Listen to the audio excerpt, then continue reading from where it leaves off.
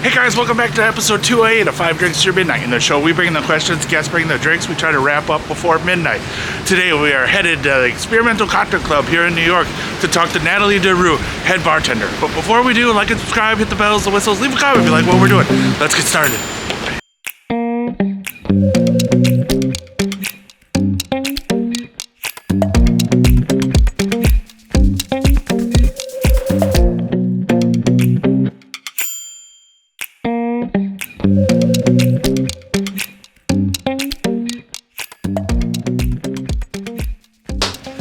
Thank you so much for joining me. 5 Drinks Through Midnight. 5 drinks, 5 questions, midnight, whatever comes first.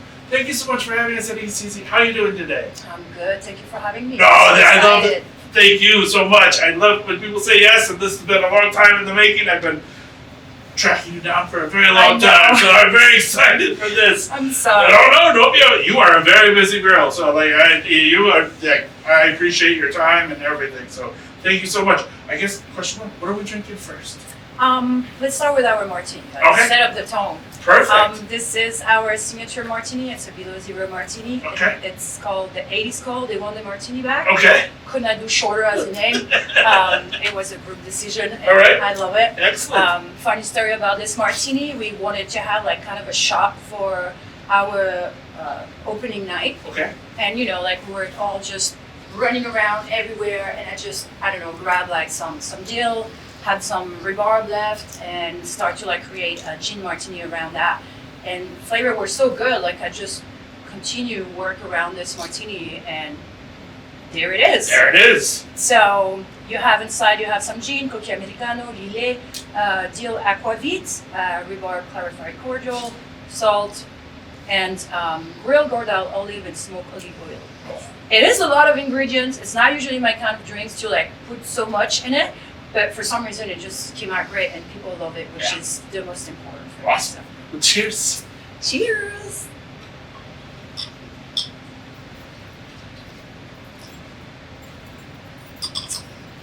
Yeah, hot damn. That's so good. Yeah, it's very unique. Oh, yummy. Oh. All right, well, so question one. It's always an origin story. How'd you get started in the hospitality world? That started a long time ago. My mom was a party girl and she was also a DJ. Okay. So I always been influenced by the nightlife. Okay. Always wanted to go out because I was seeing my mother and my sisters going out. So, going out, going in clubs very early. I think I was 13 years old. First time I went in a nightclub. Obviously totally illegal, but they're a little bit more loose in France. Not that loose. Right. We know people. And, always being seen the bar being the highlight of all those establishments. So, kind of always being my eye on it. Okay. So this is basically how slowly I built my way up to the bars through the nightlife. So yeah, I had my first job in a nightclub at 16 years old in Geneva. I was working there behind my mom's back because obviously she was not okay with that and it was illegal. And slowly working all the weekends, then during my summer vacations, start doing some studies in communication, etc. But quickly realized that it was not my thing. Okay. When I was in internship, you have a taste of what the job is going to be, and I did have this creative part that I really liked, but I was missing contact with the people. All the emails, all contact that I have with my customer was through emails, and I was like, this is not a job that I'm gonna like. Okay. So slowly I tend to give more space to hospitality against my parents' will. But at one point I just didn't give them a choice, and I just really full down for it. And times has shown that I did the good choice. It was not easy because I really wanted to be part of the mixology world, even if it's it's a name that all of us like to use, but it was more easy to explain to people mixology between just regular bartending, and especially in France or Europe, because the world of cocktails was barely existing, especially in France. Everything is focusing on wine, aperitif, beer. So, you know, like this world of creating cocktails were very small and inaccessible.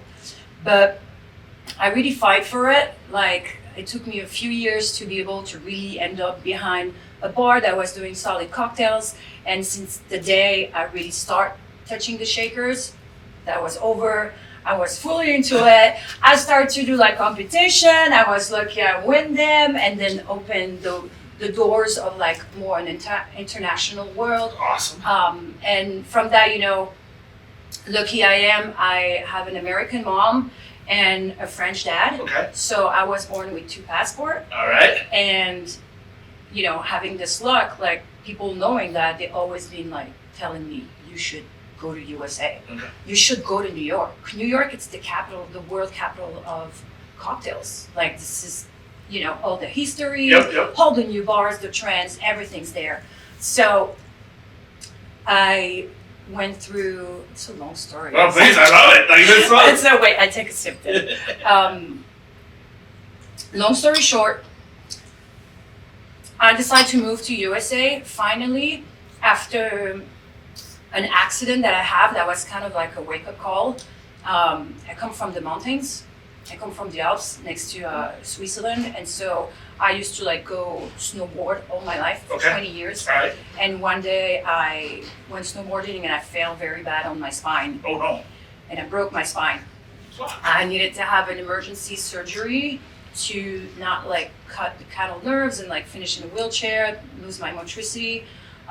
So, you know, it was terribly scary. Like when I was in my hospital bed, the only thing I was thinking and like, oh, I hope I'm gonna be able to still bartend because this is what makes me happy in life. And so I was lucky. I got the surgery, 6 months physical therapy, you know, a lot of time to think, put things in perspective. And as soon as I was ready to go, I took a one-way plane ticket to New York City. All right, awesome. 1 luggage of clothes and 1 luggage of shoes. Very important. And so, you know, the rest is history. All right.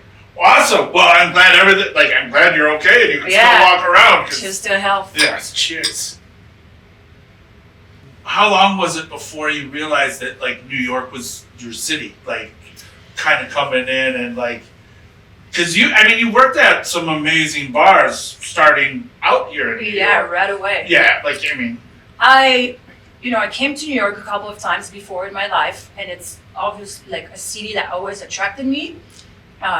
Nothing is big enough for me, so, you know, I actually very, like, fell in love with the city right away.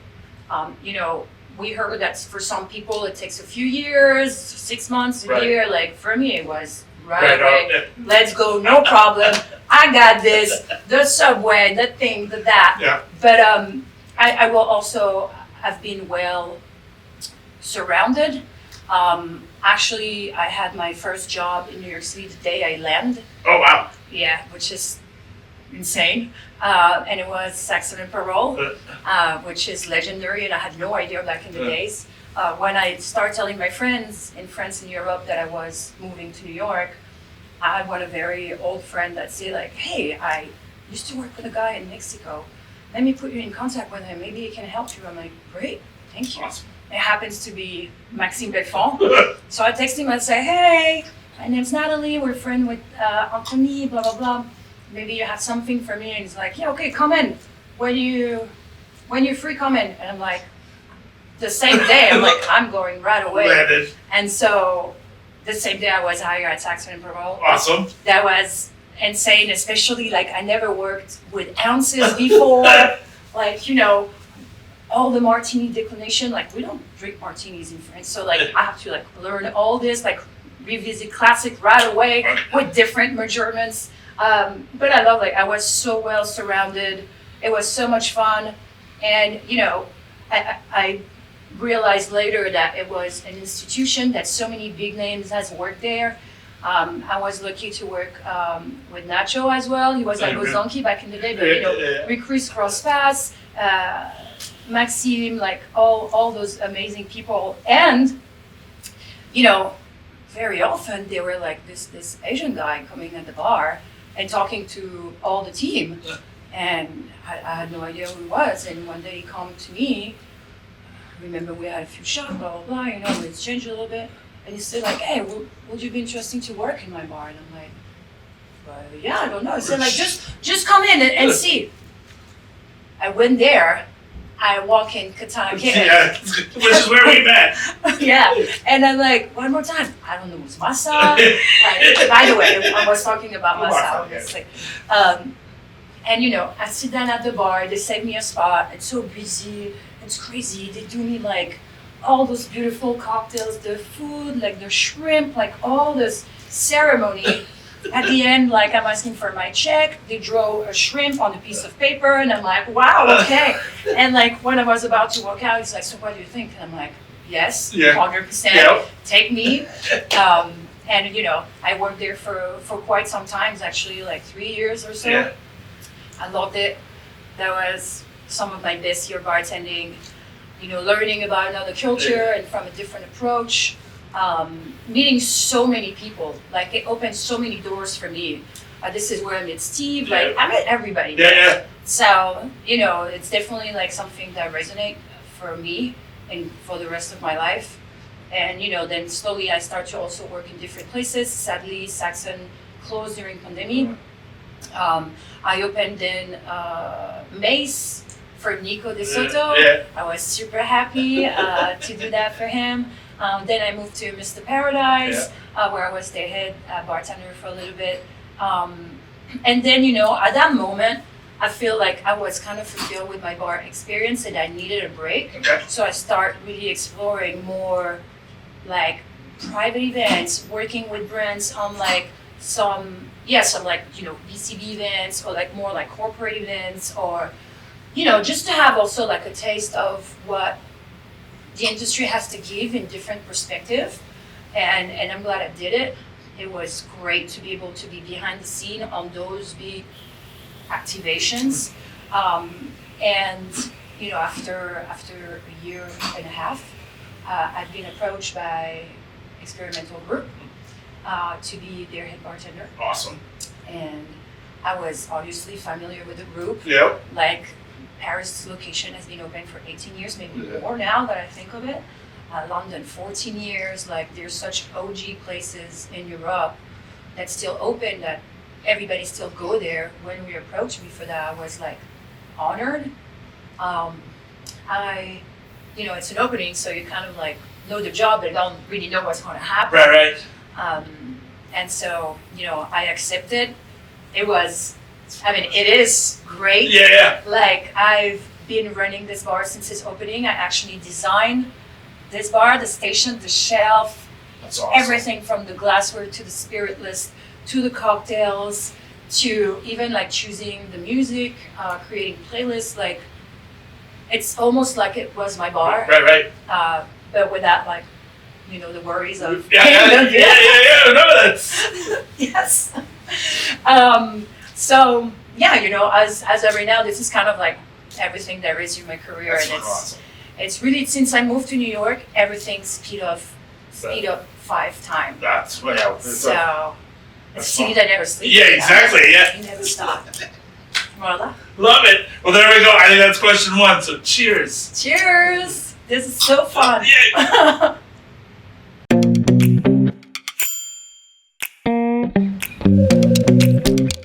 Jump right in. Question 2, drink 2. What are we drinking? So this is mezcal y soda. Okay. This is a little joke with Nacho. All right. Super bueno. You have this beautiful drink that I love that's called vodka y soda. Okay. So fun story is that the first event that we did here went with a mezcal brand, and he come and DJ for us. I was very happy he accepted my proposition. I know you love DJ as well on records, and we have record system here, which is sick. Very nice. So I created that drink for him actually, which is a twist on the mezcal mango margarita, clarified and topped with soda.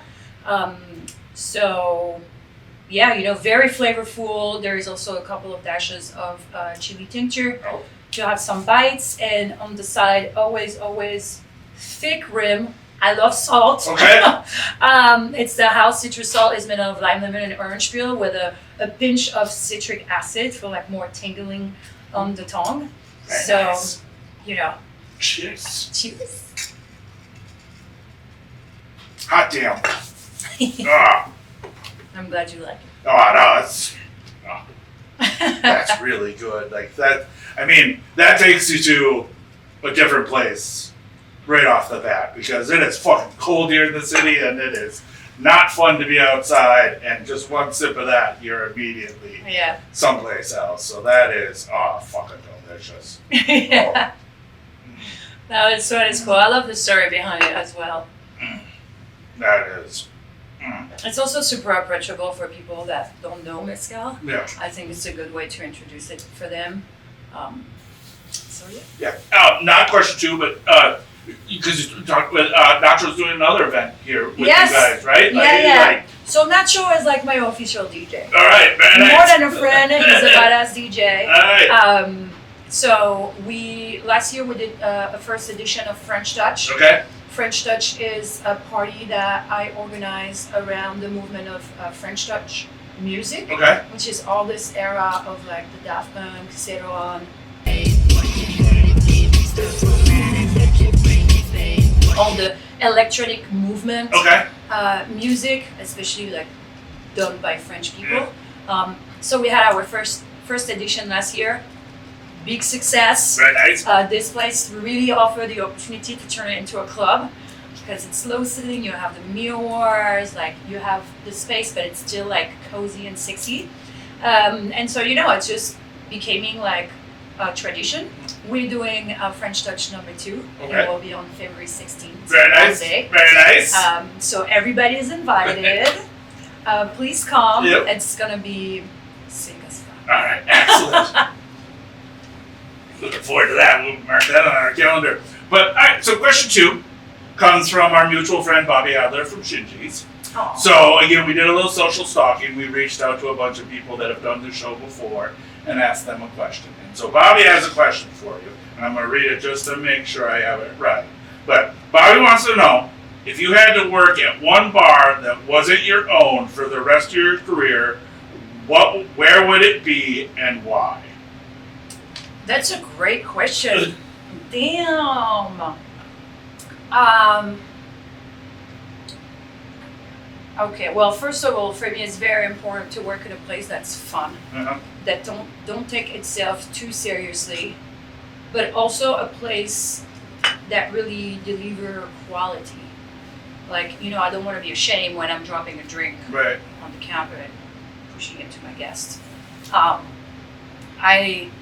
I had this feeling at Katana Kitten that was like what I was looking for in the bar, what was corresponding to me.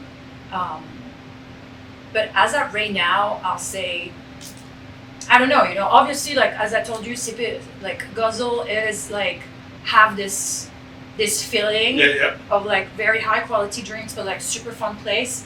Although the way they bartend is not my style, and I never worked that way, but I don't want to work that way. Sure. So I cannot say this place either. I feel like, same like Super Bueno is a fun place, etc. But sadly, I don't think so. I have an answer. Okay. I think, if I open my own bar, it will be the place I would like to work at until the end. I was going to say, like, you love drinking, you love these things about all these bars, but yet not the place that you find your own place. So there is always something, I mean, for example, Katana, I did it. Yeah. I've done that. Yeah. So it's not like something I feel like I want to go back to. So yeah, same. Like Guzzle it's not my way of bartending, but then it's more a feeling, which is like fun place, but like with quality liquids. And you like Guzzle more than Sip? Yes, 100%. Okay. And because I'm more of a guzzler. Like, I do sips on my drinks. All right. Most of the time. All right. But it's more my vibe. Although I like both. Okay, excellent. What surprised you the most about when, like, again, you talked about opening ECC, designing everything. What surprised you the most about opening ECC than working in other bars here in New York? I mean, now like you set up the tone. You set up the tone.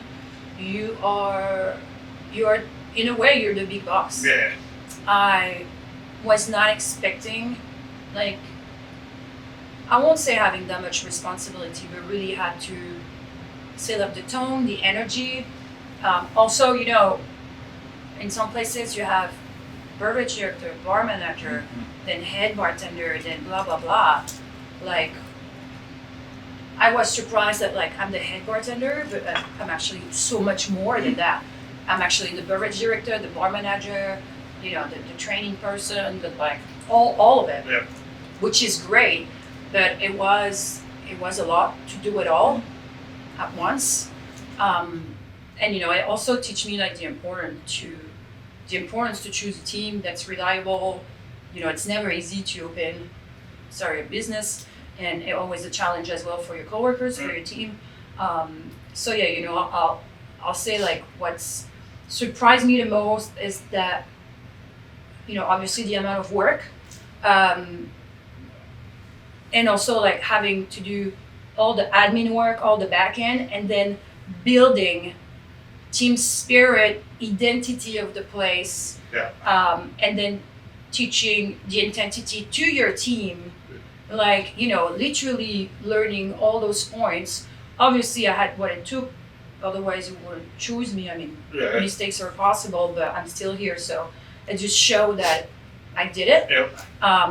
But yeah, like I got surprised by like, oh, okay, well, I got this too, I guess, and I got this too, I guess, and all right.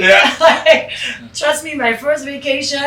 Well deserved. Wow. I was like, I probably sleep for the first 2 days, 3 days. But yeah, it's also teach me the importance of taking a break. Actually, same question, but taking a different road to answer it is like, mental health in this business. Like, first of all, it's difficult to not take the job home with you when you have so much responsibilities. Especially you want to be reliable for everybody. And my kind of management is more maternal. So I want to be here for you. If there's any problems, like, please, like, I'm here for you no matter what. So which means that you're taking the job home, which is not easy, but also because I am the leader and setting up the tone for the rest of the team, it means always being on top of everything constantly. And also like, set up the example with the guests to vehiculate the energy we want to have, the kind of business we want to be.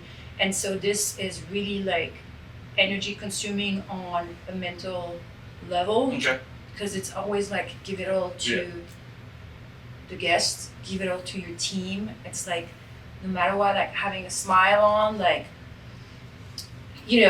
my weekends, my Sunday, like I'm sleeping all day, I do nothing. I really do nothing. Like I'm on my phone, I'm watching shows, and like my friends are like, oh, do something. I'm like, honestly, I need to reset. I need to wash it off. And it's I mean, obviously it's super important, but we don't value enough like the mental health. It's not just the hours, people saying like, yeah, the hours are tough, blah blah blah. I think for me it's really like, because we're here to give such a good experience to guests, we have to adapt to any different kind of guest. We have to adapt of the time of the night that it is. We have to adapt like if your coworker is not really feeling well, you're gonna take the floor instead of him, like that, he can like hide at service well or whatever. So, my position is to be all those people, all those person, and still like perform as a high level. Nice. Which is like exhausted. Yeah. Gladly, when you reach that point, like we are here with like a killer team. It's refreshing to come to work and have like such amazing people to work with. Obviously, guests you don't choose, but when you experience, how to work your way around shitty people. You're just like, okay, I'll take your money. Bye. Well, there we go. Question 2. Cheers. Yes, cheers.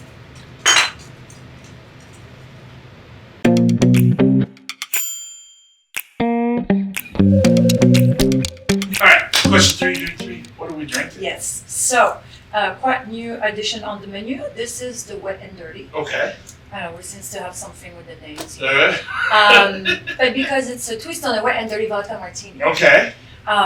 So we are using this vodka that's made out of jalapeno, serrano pepper, and green bell pepper. You only have like the perfumes, the notes of it. You don't have any spiciness. There is some olive brine, white verjus, salt in solution, and we do a nice olive salt rim. Ooh. I love salt. Yep. Told you. It's basically like, obviously savory martini, like kind of almost, it gives some of the clarified salsa verde, like juice. It's briny. It's a little bit umami. I mean, for me, it's my favorite right now. So Oh, I nice. can't wait for you to try it. Wow. It's still my favorite though. Cheers. Cheers. Yes.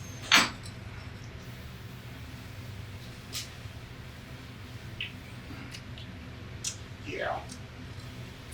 Oh, It's dirty good. that is. Oh, I should not say that about Mm. my drinks. you should. That's the best way to explain it. It's dirty good. That is.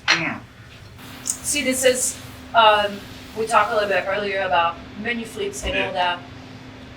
I learned with time that menu flips can be a lot on everybody, and also, in the history of a bar, you can become famous for certain drinks. So why taking them away Yeah. from your guests, especially then they travel to New York and was dying to come to your bar to try certain drinks, and then it's not here anymore. Right. I mean, it's important, to renew, to have novelty, but I think it's also important to keep some drinks that are like part of your identity. Yeah. So I think this one is Well. going to stay for a while. All right. So you can Yeah. come. Yeah. Right. Yeah. Next Please. year, I'll be here. Alright, well, so question 3, you kind of talked about it a little bit in question 2, but like, what does head bartender mean to you? You talked about how like it's matronly, but then also you're like the person that wants to take care of their team, you're stepping in, but then also high standards and making sure that you're proud of the drink that you're putting out. So like, I guess, what does head bartender plus mean for you? I mean, listen, I've been head bartender in different bars, and it always means different things in different bars.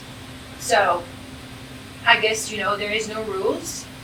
I had some bar where, when I was the head bartender, I was just like in charge of overseeing the prep, training new people, and be like the person you are looking to during the shift if there is a problem. But then, sometimes you have the bar manager that was just like hanging around and like be the person you address if there is an issue. This person was the checking on the prep so it depends.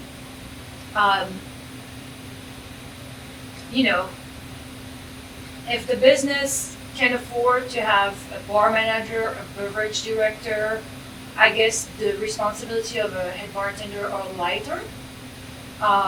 If they can't, then you just step up in this position on wearing all the hats. For me, I'm naturally always being a leader, meaning like I always step in or overstep on, I always wanted to be the best. I wanted to always to be the fastest. I wanted to be the one that you feel that you trust enough to be able to give this responsibility. Yeah, I guess I always been, in a way, wanted to have responsibility, probably because I just wanted to be taken seriously. Gotcha. Probably from like my past where Yeah. I was not being taken seriously when I wanted to become a badass bartender. Right. So I kind of like always took more than other people. So it just makes sense for me that I became this person. And also that's why I guess, I'm still here in this beautiful place and this place is successful. Like, this is the biggest reward when you're walking on a Tuesday night on January and the place is full. Yeah. It's like, should not be driving around. Yeah. It's very wet in here, very wet. So it just paid off. Just to come back to the global picture, to the first question. Sorry, I mean, there is no really like order given. You do have job description, but you always like get out of the job description. Sure, right. Yeah. So what does it mean? It's just setting up the example, be reliable, set up the tone, give the good example, like fill the gaps, and also like create the energy. Yeah. Because you cannot be the only person like create the atmosphere. It's a role. It's a group. It's teamwork. Yeah. So you have this responsibility of make your team comfortable and like driving them to like which place you want this bar to be. So it is a lot, but it's also very rewardful. Yeah. Excuse my French. No, it's not always good. We got you. And I speak English, and you talk way better than me, so it's totally fine. Just too nice to me. Yeah. So it means a lot. You get good reward, and for me the biggest reward is like your team. Yeah. Then the guests. It's like really the team because it's the people that you live with. Right. Like I'm spending almost more time here during the day than in my house with my friend. Yeah, right. I see my team way more than my friends. Yeah. If my friends want to see me, they have to come to the bar. Exactly. So they know where to find you. Like it's not. And they're very happy to come. Don't get me wrong. There's always like a few things to test for them. But like when your team is driving, the place is driving. Yeah. Like people want to come in a space where they feel good, they are entertained, or they've been left alone, and this takes some skills to really analyze some situation, be able to be a support for a guest or a coworker, or not when people just want to be left alone. And, I believe that not everybody can be a bartender. It does take like some skills other than technical, but more like psychology.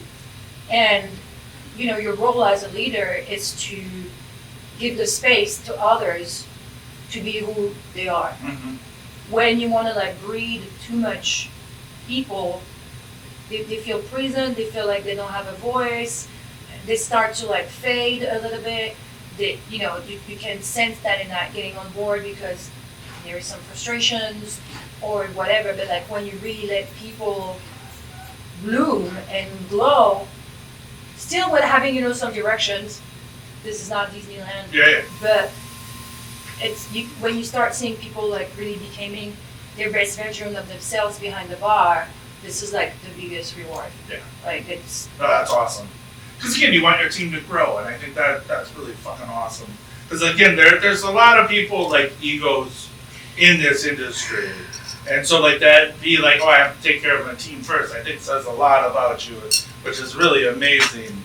There is many times I work with a lot of ego people, especially for example in France, Europe, female bartender were rare for a long time. Yeah. It was 100% male, very difficult to like being accessed behind the bar.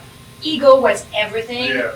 Like you were treated like shit. Like wow, the female from my generation that succeed and keep going are now badass bitch. And I'm thinking of Sarah Modulo. I'm thinking of Juliette Daoui from the Schmucks. Like a couple of others in France. But like it was so hard for us. Like we've been through fire and water. Sure. But because we pushed, like now we have that strength and we're able to like fucking attack the world. Yeah. I mean, obviously those two women are extremely talented and run like extremely successful businesses. So, but yeah, this is like part of, ego that's in this industry that's super toxic. In New York, there is less than in Europe. That's why I succeed to like really amplify my career very fast here because we let me do it. Sure. But still, ego is everywhere. Yeah. As a female, as a woman, even in USA, I had struggles. Like there are some places that I work at that I love to death. But at one point I had to leave because I could not handle anymore the way I was treated. And then this is something that nobody else in women can understand. Right. You know, as much as we'll go to the details, you're not in my shoes. Like, so you know, you cannot leave the same thing the same way. And you know, when I started to have like responsibility in my job, I was also challenged because I feel that there were some jealousy from people that were like, I want to have your spots or what, and so it started to become like not good, became toxic, became like I don't understand like what is going on. Let me help you being a better bartender. Let me help you, especially because I was mistreated all my career, most of my career. Like I really don't want to like redo the same circle. Yeah. So, you know, it goes through moments where you really question yourself, which is very important overall. And also like setting up the boundaries like, hey, you're going too far. Like, what are you doing? If you're toxic, I'm gonna have to cut you from the tree because I don't want you to rotten the rest of the branches. But yeah, ego is a huge problem. I feel like less and less in the industry because we're so many people, we're so many talented people. Yeah. There's so many amazing bar opening in New York. Like wow, it's also triggering because it's their space for all of us. Yeah. But like now, if you're an asshole, like it doesn't matter if your bar is famous. People will go in the next famous bar. Right. And work for somebody else. Right. Like they're not playing with Yeah. that. So there's definitely a huge turn in this industry where ego people like it's tend to like lower, which is Sure. great. Yeah. I hope it answered the question. No, you did perfectly. But that, I mean, again, this is very as a guest. A guest sees this as an effortless, like I order a drink and then you give me a drink. But like people don't understand that idea of like what it took to get into this drink. So like therefore they're just here to drink. How do you handle that idea of like discipline / creation to that level of where you know you want to be or where you think your bar should be, but then also kind of like you said, keeping that fun level of not just like not on our side, but more on that side, on your side, because again we have fun. Like you put on a record, we're having fun. You get the drinks going, it's going to be fun. But again, how do you keep that idea of, or how do you balance the idea of discipline versus fun for you guys? Well, you know, I always remind my team, and also I give the example that we took our job seriously without taking ourselves seriously. Okay. Meaning that, like, I give you the liberty to be the person that you are. You've been choosing to work here for a reason. And I hire by personality and not by talent, because I can always teach you how to be a better bartender, but I cannot teach you how to not be an asshole. Yeah. Like, Really. so, you know, you've been choosing here for a reason. I'm gonna let you who you are, but there is one rules, with little other small rules, but one rules is that you have to execute the drinks the way they were meant to be. And I am constantly on everybody's ass, like, oh, stir this longer, or like, oh, your ring job is weak, like, do it again. But you know, I still like make it, I always explain why, you know, not just remake it, blah, blah, blah. I'm like, listen, if somebody likes salt and there's barely any salt, like, it's not okay. Yeah. And they should have the same drinks all the time. If they come from a drink and it was great and now they come and it's not as great, they won't come back. Right. Because they don't want to take the risk that they have it the wrong way. So consistency is key. Yeah. My teams know it, they understand it. I think I worked in places, I remember, that we had so many sours on the menu, like dry shake and shakes, on happy hours menu. Like, why? Yeah. So, you know, like at one point, I remember this place where I worked, I had shoulder at the end of the summer. I was like only muscles, like nothing else, not 1% of that. And like I was hating it. I was like, damn, like our boss don't like us if he does that. So I'm kind of conscious of like, you know, how I'm gonna build my drink for the team to find that playful. Sure. You know, not being painful. Gotcha. Playful. Gotcha. So everything is built in a way. We actually here have a lot of stir drinks. I love to play with acid, do a lot of cordials, some clarification for many reasons. And you know, yeah, that way you have a couple of shaken drinks, but we do have like a lot of stir. We have a Below Zero martini that came out of the freezer. We have milk punch. We have, you know, I can hear some guests saying like, yeah, now you're charging $30 for a martini that just is a pour out of a bottle. We're still teaching our guests what it takes on the back end. Right. But that's okay because no matter what, people are looking for novelty. So, you know, we bartender have been here for the age of time, like teaching guests what it is, new techniques, etc. People didn't know what was a milk punch like 5 years, 7 years ago. Right.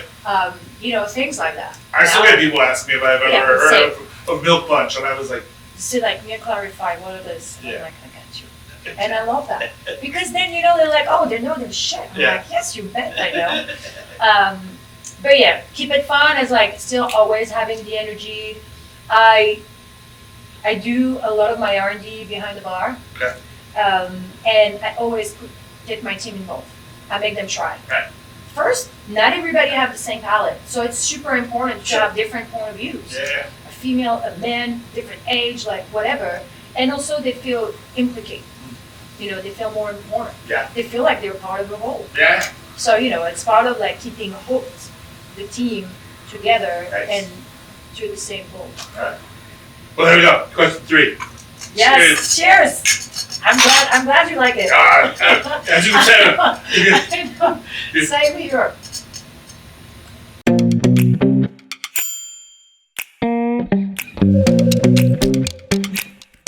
All right. Question 4. Drink 4. Yes. What are we drinking? So this is numb nuts. Okay. You know, one more time the names are everything. Love it. By the way, it's just a name. It's not a side effect. Okay. So. It's safe. This is basically a twist on a Manhattan. Okay.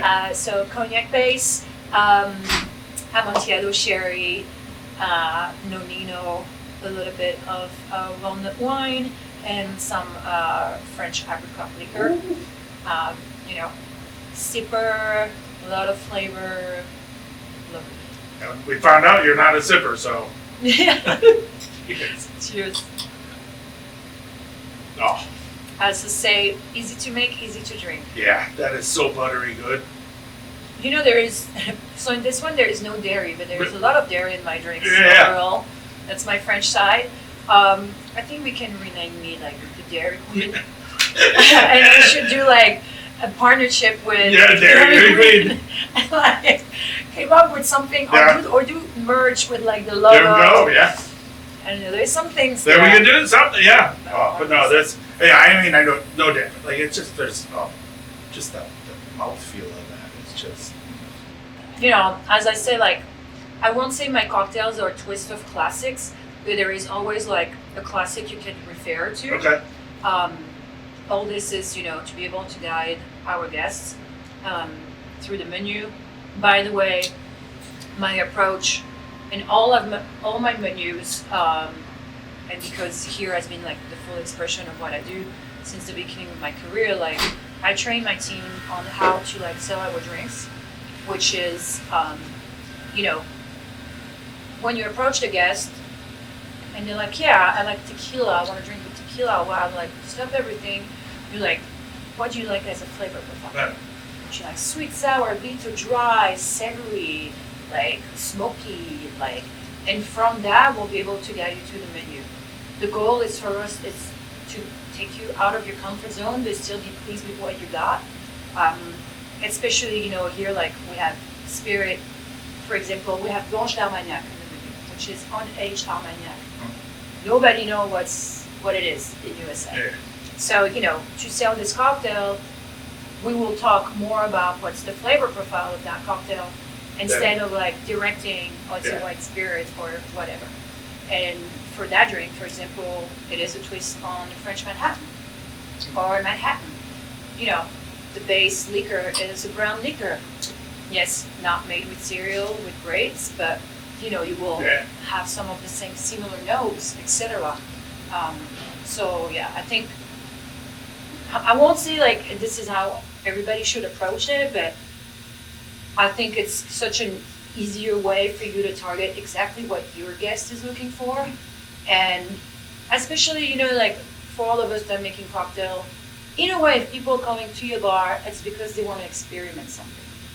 Like if they just wanted a beer or a glass of wine or random classic martini or whiskey pour or whatever, they could go to any bar. If they decide to come to yours, it's because there is something else. So then it's on you to like bring them in a new path. But one more time, which like make connection with maybe the first of the 7 questions we had is like, I don't want to make drinks that are too specific or not, and they still are. Right. But there is like this connection that people can refer to and will feel comfortable with. Very nice. So it's a nice link between I like that. What you know and what you don't know. Yep. I like that. Cheers. Salty. This is fucking amazing. This is just... I'll send a boomerang to your address. Please. Fucking love a good boomerang. So yeah. All right. So question 4 comes from our mutual friend and also former guest Katie Kennedy. So Katie wants to know, what is the most complicated cocktail that you've ever created? Well, I think maybe the first martini we had, because there is so much ingredient in it. It was a challenge to know like, how much of the vermouth, how much of the aperitivo, how much of salt, like how much of everything. You need to have the perfect balance. But there is also, I love to use curd in drinks. Okay. Curd, like this cream, for example, that's on top of lime key pies, etc. I love to work with that and make curds out of everything. All right. I made mango, I made calamansi. Actually have a cocktail on the menu right now with a pumpkin spice curd, because it brings some texture that people are not familiar with. People know flips, people know sours, people know fat washes. A curd is a cream with eggs and butter. Okay. It is complex though, because it's a cream that you baked, but there is a very, very fine balance of temperature. If you cook it too much, it became an omelet. All right. If you don't cook it enough, the texture is too flat. Okay. It doesn't hold. All right. So this is quite challenging because you need to figure it out. All right. And in all of my cocktails, some of them took me like a year to make it perfect, between running out of time and between having something else going on. And also, creativity, it's difficult to rush creativity. I believe that you have moments where you're super creative. You can start like 10 projects, and there are some moments where like you have nothing, flat. Like French will say. And so sometimes I start a project and I forget about it. I'm like, it's not the moment. I don't have the answer for this drink. And then 6 months after, I go back to it, and it's like, yes, that was what was missing. So, yeah, a couple of difficulties. Some drinks take a long time because I'm like, I remember the first martini, the 80s martini. I started with a recipe, and like for a few weeks we had it, and then I was like, it's missing something. So this I hired the beater, and then I lowered this. So it's not very good to say, but yes, I did modify the drink through his life. Okay. Just to make it more perfect. Never change the flavor profile, just like make subtle changes. But yeah, this martini is definitely, I'll say, the most complicated because so many different flavor to be able to like put it all together. Gotcha. Well, it was fucking delicious. So it was. Yeah, it's great. Yeah. I love it. And that's going to be what was your favorite ingredient to work with, but I think you already answered that with curd. So, I mean. I don't know. No, right. I won't say. I won't say it's a curd. Okay. It's dairy. Dairy. All right. It's butter, it's milk, Okay. it's cream, it's crème fraîche, Right. it's yogurt. Like I love working dairy because it gives you texture. Okay. And yes, there is all the things to give texture, but you know, it gives you roundness. It gives like, I don't know, brown butter. Yeah. But yeah, it gives you roundness, but it gives you also nuttiness. Yeah. I love to work with labneh or Greek yogurt because it gives you acidity. Okay. Like crème fraîche is gonna, let me say it again. Crème fraîche. Yeah. I'm trying to be American. Yeah, I was gonna say. I cannot forget my roots. Crème fraîche is gonna bring you tartness. Okay. You know, like the spectrum of flavor that you get from dairy is so interesting. You can also then reduce some whey and like get a different flavor, like, and of course everything with different combination of fruits, vegetables, spirits, salt, no salt, and then the flavor of dairy also like just totally changed. Like That's- honestly, if I can put dairy in all my drinks, I would. Like I love it. like I'm stopping myself. Like I work with my team. I tell them like, oh my god, I would love to wash this with brown butter. It's like, but I can't. I can't. There's maybe like 6 cocktails on the menu that have dairy. And it's like, you know, you're gonna wash it with soy milk. It's not the same. It is not. Stop trying. It's just. So no, my favorite I think is dairy. All right. Well, you talked a lot about, you know, being creative, putting stuff aside. Is a cocktail in your mind ever finished? No, I think I can always make it better. Okay. But because you drink it so much or you taste it so much, you know, maybe you get used to the flavor profile, and so you want to make it evaluate. All right. But one more time, it's not about you specifically. It's about the guest experience. Gotcha. And so I did, as I mentioned before, like adjust some cocktails. But then, you know, like sometimes it's just like, stop here.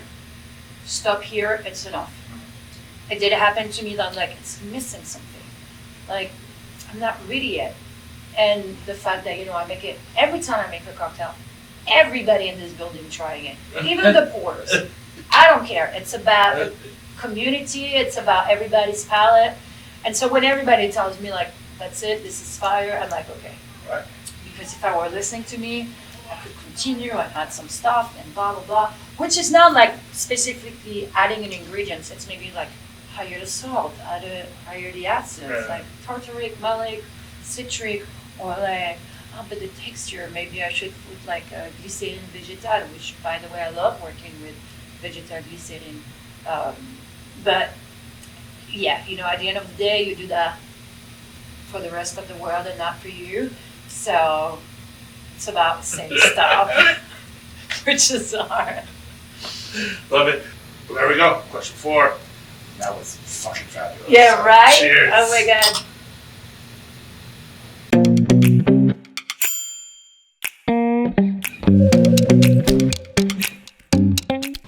Question 5, drink 5.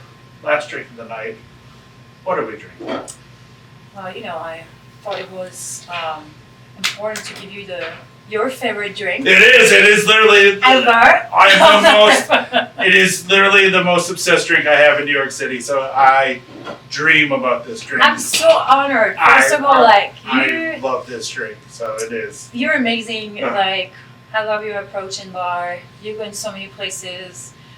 Like, you really have like honest feedback, and you just know some more about this industry that's for you. You love this drink so much, means the world for me. So thank you. Thank you so much. It's amazing, and it is just literally like, I bring, every time I have somebody new in town, we have to come here for a Milk Money. Thank you. Make me blush. Can you please tell us what is the Milk Money? This is Milk Money. It's basically like a takeover on a black sesame oat latte. Okay.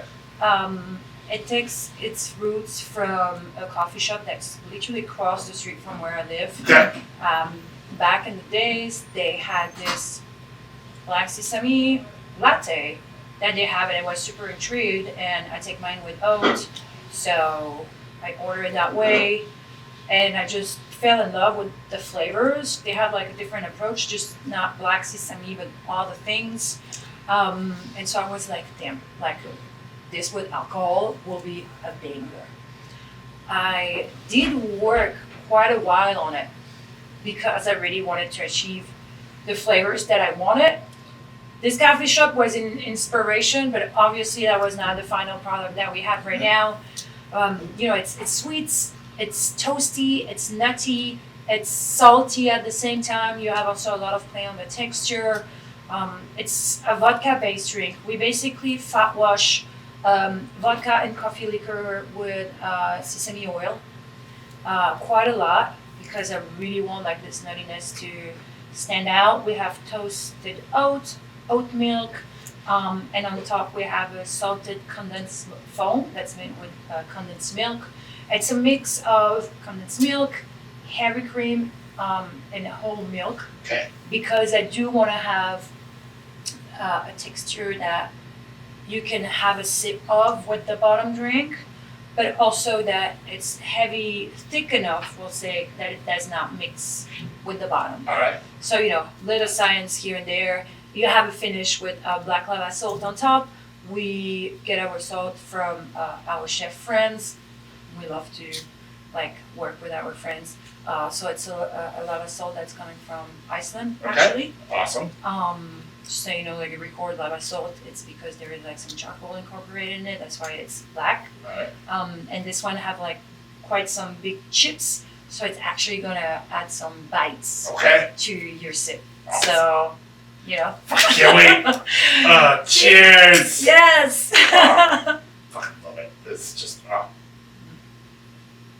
It really is like, it almost brings some Oreo vibe. Every for taste, some reason. every time I have it, there's something a little bit different with it. Like it just, I'm obsessed with it. Just because it keeps growing and growing and growing on me, and everybody just needs this. You absolutely do. You need to try this at least once. See, what I'm very proud of is that it's a drink that nobody tried before. Mm-hmm. It's very unique. It's like flavor profile you never had in a drink, and on top of it, it offers texture. Yep. And texture and layer of flavor. You have the salt in the foam, and then you have it on your lips, so you have it at the end as well. Oh.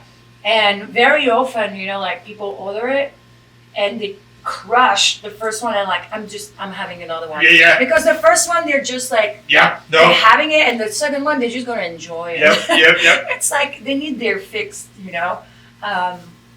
I don't know, this, it did take me a while to really make it perfect in a way that, one more time, how much oil you put in a fat wash to have how much flavor. Yep.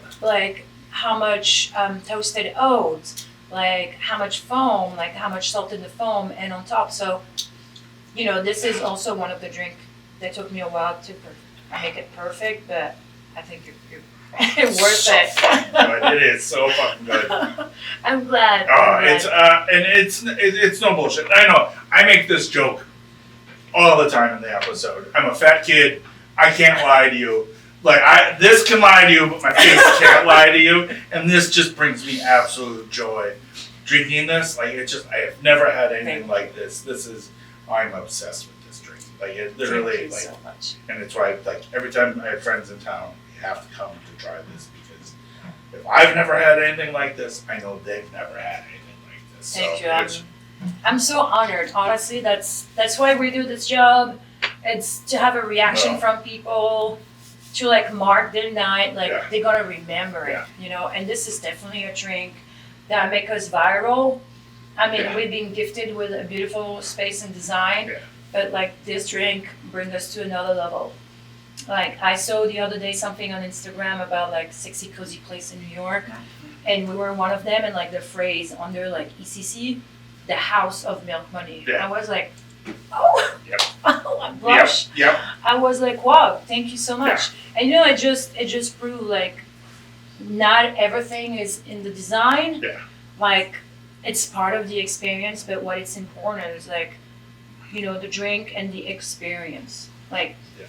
people that you're gonna have in front of you guiding you to this drink, and then this drink is Absolutely amazing. I'm glad. Thank you so much. Oh, so good. It really is so good. I But know. all right, so question 5 comes down to the flip of the Whiskey Wednesday coin. You can flip it, you can spin it, you can do whatever you want. The coin will give us the answer. You do not have to answer. But Oh my god. this one, I really hope comes up. Fuck yeah, because our question is from Steve from Birds and Sip and Guzzle. So Steve wants to know, because I'm Okay. assuming that this is some sort of inside joke, but and I really need to know. Like, Oh my god, I wonder. can you show us how to spin a bar spoon? Oh yeah. She's already. You still want to flip me? If you're willing. I don't know. Is there an inside joke to this question, or I mean, I know Steve was coming to Katana before they opened EO. So he was coming to Katana often and have like a drink while waiting after his setup or whatever. And you know, I've always been like very into working flair. Sure. Not proper flair, because for me it's, you know, you need to have a balance between when you start losing work time. All right. Like it doesn't work there, like you making random moves that's like your ticket time is Right. getting long or whatever. But, you know, being behind the bar, it's still a stage. And this is also why, you know, I've been attracted to that, as I answered the first question. So, you know, during all my career, I always like catch up some of the moves here and there, start to create my own. And when I was at Katana, I don't know, I feel like so liberated, like so good. I really start to like show up my craft. And I know like some bartenders that came to me later on say like, we were coming to see some of your moves because it was so like smooth. And I'm like, well, you came at the beginning of the night. Because the end of the night, after a few frozen talkie shots, I was not as smooth. Your reflexes are less. And I remember Steve was like, "You really have cool moves and stuff." So I guess yeah. Right. He's been asking, and it's funny because my work wife here, Jess, she really loved this move Right. with the spoon spin. And so she's trying to learn it, and every time she's looking at me, she's like, I'm doing it, I'm doing it. I'm like, yeah. Sometimes she is, and sometimes she's almost there. All right. And I'm like, and she's laughing at me. Yes, we're talking about you. But first, I'm honored that somebody is trying. And let's see, you tell me if I succeed. All right. Let me grab a spoon. Yeah, please. I was going to say, can you please show us? But yeah, it's kind of like cheerleader All right. move, I guess. Okay. But this took me like years. Yeah, let me just. I trained myself to do it with my left hand as well. Okay. You know, sometimes you're in the shift and you're like everything in line, you throw something in the air, nice to apply, the guest is great, like, oh my god, everything is aligned, like in the Fifth Element, I don't know. Lilu Dallas Multipass. Yeah. Multipass. Multipass. You know this multipass. Lilu Dallas. And like you throw something in the air, you close your eyes and you're receiving, doing a backflip, I don't know. So sometimes I can do both, All right. but most of the time it's only one. All right. So this is it, guys. Guys, I'm giving lessons every Wednesday afternoon from 5 to 6. 5 to 6. $100 a class. I can teach you, All right. but it's about like you have to feel it. I am not that. Yeah. But my advice for it is to get a double teardrop Okay. from Nicola Soto. Alright. Thank you for creating that. I still love a spoon though, but like Right. the double teardrop because you have equal weight on Okay. each side, so you can literally like go in the middle Okay. and you will have the balance. And then it's really an illusion. There is some like turns, but Sure. otherwise it's more like in your wrist. Okay. It's really like a cheerleader Gotcha. move. But yeah, guys, I'll say like come to ECC to figure it out. Figure it out. I'll call Steve right after and say, ooh la la, go get your lesson. Nice. We'll both it and then we can charge Steve. But Nat, thank you so much. That is 5 drinks down, 5 questions answered. Thank you so much. Thank you Such so a much for pleasure. having us at ACC. That's I really amazing. appreciate it. And until we drink together again. So, Yes. Cheers. Bisous.